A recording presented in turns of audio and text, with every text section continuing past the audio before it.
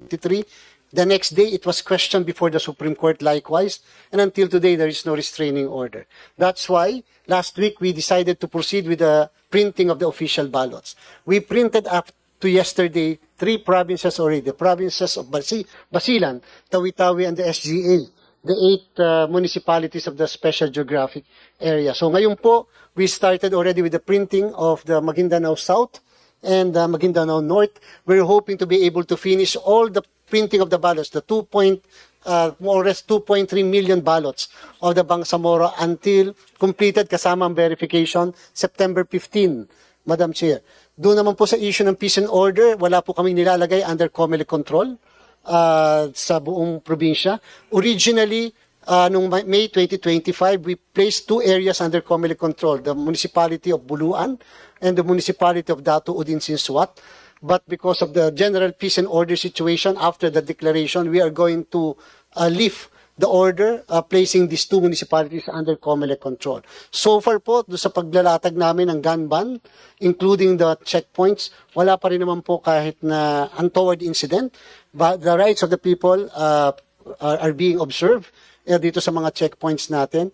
Doon sa mga declarations ng mga ibang grupo po doon, especially yung armed groups, properly monitored naman po, Madam Chair, especially in the areas of Maguindanao. And for the information likewise of the body, in 2022, there was one very sad incident. Yung pong lahat ng 2022 election, lahat ng electoral board members ng Cotabato City withdrew as electoral board members. Luckily, on the part of the COMELEC, we have special electoral board members, the members of the PNP, na naka-standby, kaagad silang naipampalit. For this election of the Bangsamoro, we trained more or less 1,000 members of the Philippine Coast Guard. Hindi na po namin ginamit ang Philippine National Police, Madam Chair, Your Honor, simply because we wanted the PNP to focus on the law enforcement duties nila. So, under the law po, Republic Act 9369, dapat po yung mga magsisilbi na electoral board members ay may certification from the DOST. And that's why ito pong lahat ng mga Coast Guard personnel ay kinakailangan mag-undergo ng training at mag-undergo ng test para ma-certify sila ng ating pong electoral board members. We will now proceed with the training of all the teachers, electoral board members, almost 7,000. Nandun na rin po yung magdi-deploy na kami ng mga ibang kagamitan like the batteries. By September 16, we will proceed with the deployment of the election paraphernalia, including the machines, including the CCS, sa simulan po namin sa Tawi-Tawi. So that eksaktong dumating, Madam Chair. Kasi nga po, lahat ng ito by sea. Hindi po kami sa air ang ating pong deployment. Lahat po sa dagat ang ating deployment simply because may mga critical components like batteries na hindi pwedeng isakay sa mga eroplano. And alam naman po natin na, Madam Chair, pagka po lalo sa Tawi-Tawi and Basilan, kinakailangan ang deployment papuntang Zamboanga, nandun po yung hub natin, and then from Zamboanga, dadali naman po sa Basilan at saka sa Tawi-Tawi. So, sa lahat ng probinsya, meron po tayong hubs, and at the same time, meron din po tayong mga repair hubs, Madam Chair. And for your information, meron po tayong tigsa 10 na additional machines per municipality.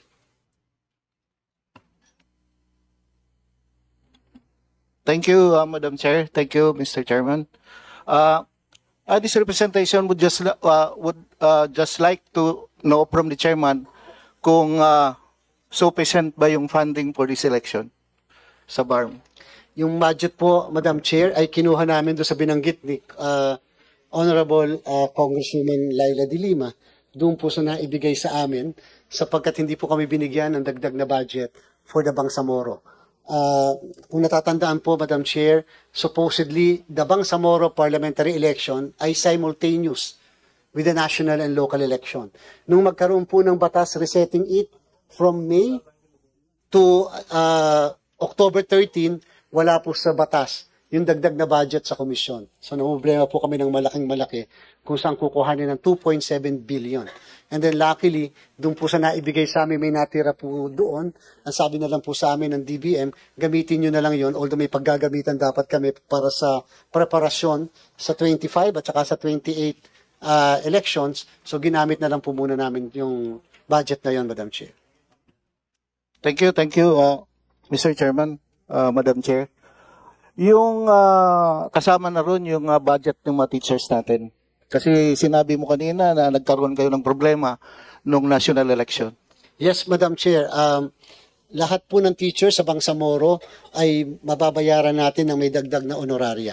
Kasi po ang sabi ng batas, kung ano yung pinatupad ng commission sa national and local election ng May 12, siya ang ipapatupad sa Bangsamoro parliamentary election. So, kung may dagdag na 2,000 pesos across the board ang lahat ng teachers ng national and local elections, meron pong dagdag na honoraria ang lahat ng teachers. Meron din po silang support staff, bawat presinto, at meron din po ang mga DESO, yung mga principal, na sarili nilang support staff.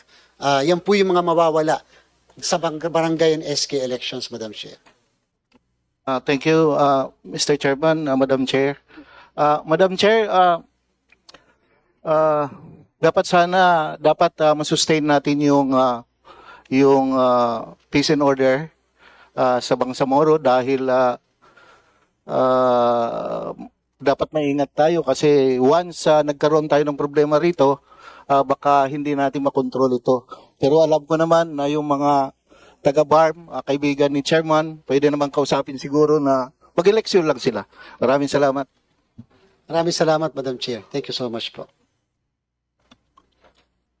May I call on Deputy Minority Leader Edgar Erisi to interpolate or ask questions. Thank you, Mr. Chair. Good morning, and to the COMELEC family. Congratulations, Chairman Garcia, for the 99.9902 RMA. Congratulations for the several first in accomplishments. And congratulations for the awards. Pero meron din pong dapat siguro natin ipaliwanag. Marami din po na ruling ang Supreme Court ng grave abuse of discretion. Hindi ko na po isa-isahin. Moving forward, ano po ba ang balak ng COMELEC para maiwasan na ito? Maraming salamat, Madam Chair, Your Honors. Una po, natural talaga na may mga grave abuse of discretion na madadala sa Supreme Court. For the first time in the history of the Commission on Elections, after 85 years, Madam Chair, Your Honors, wala po kaming pending na nuisance cases. Madami pong mga miyembro ng committee ng Kongreso na ito na may mga kalaban na nuisance lagi sa bawat election. Zero po kami pagdating ng printing ng balota nung sinimulan po namin ang printing ng January. So meaning to say, we were able to dispose all nuisance cases.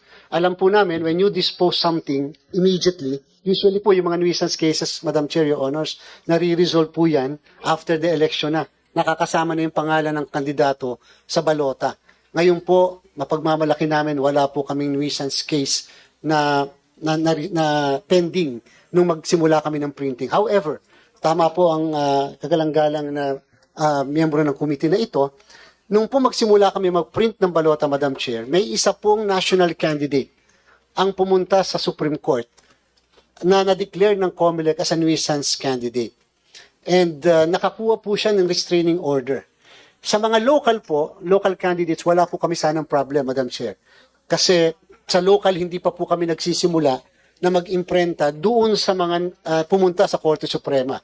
Pero sa national po, since kasama yung pangalan, 65 lang po dapat yung mga kandidato, bigla pong naging 66.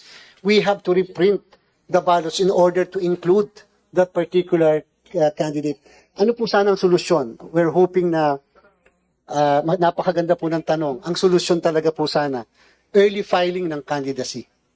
Kung natatandaan po ng lahat, ang filing natin ng candidacy noong 2022 elections ay October of 2021.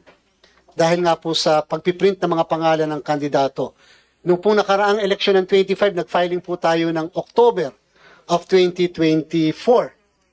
Pinag-iisipan na po namin, baka pwedeng July ng 2025 2027 ang filing ng candidacy. Total po, may decision tayo sa Supreme Court, the case of Peñera versus Comelec.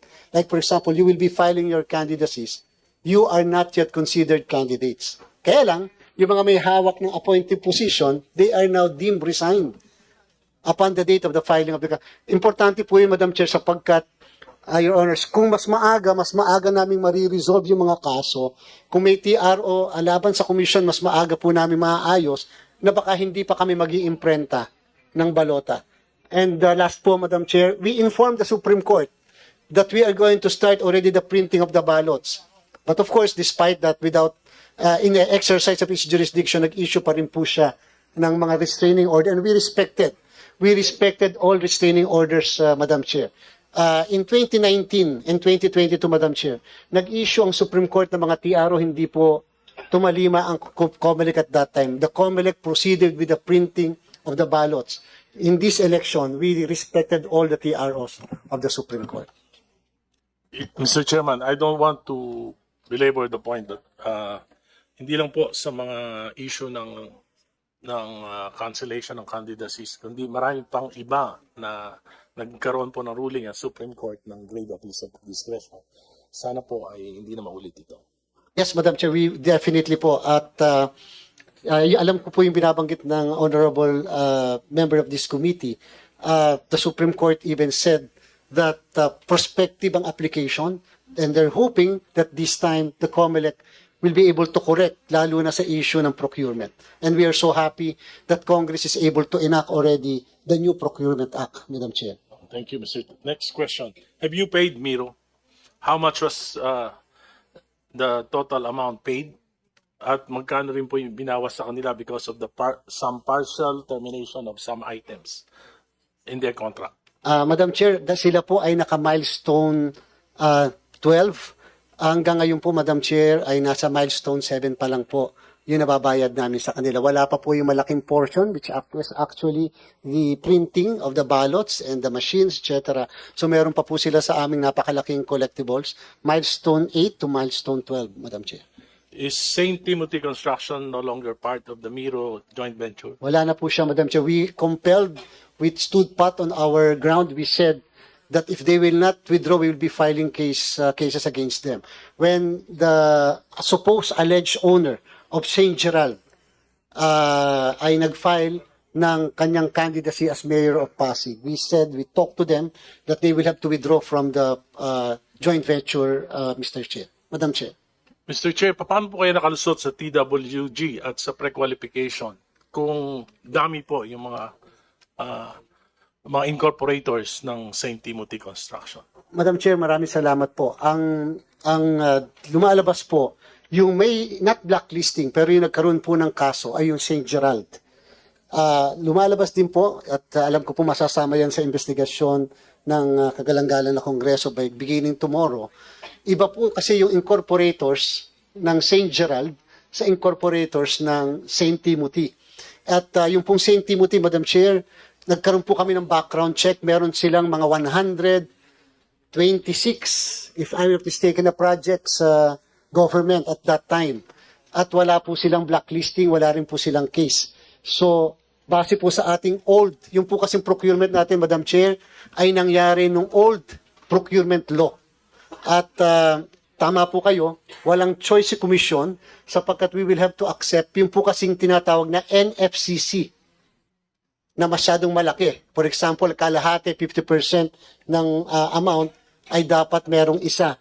Yung po yung in charge yung St. Timothy. At lumalabas dahil construction firm siya lang ang may capacity na NFCC na ganon, which is more or less 50%. Ngayon po, nung pong pinwersa namin sila to withdraw from the, binenta po nila yung natitirin nilang, ang shares lang po pala nila doon, Madam Chair, ay 2% doon sa kanilang joint venture. And this will not happen again, simply because under the new procurement law, all the entities that must participate in the procurement of election equipments, etc., must have prior election experience. Doon po sa dati nating procurement law, kahit walang election experience, pwede mag-participate. Ngayon po, kunyari magpa-participate muli sila, they will be definitely excluded. Sa GIS po ng St. Timothy, included po yung mga Discayas. Wala po yung mga incorporators na sinubmit sa inyo. Nagtataka lang po ako bakit hindi ito nakita ng inyong TWG at ng inyong pre-qualifications. Anyway, I will not belabor the point.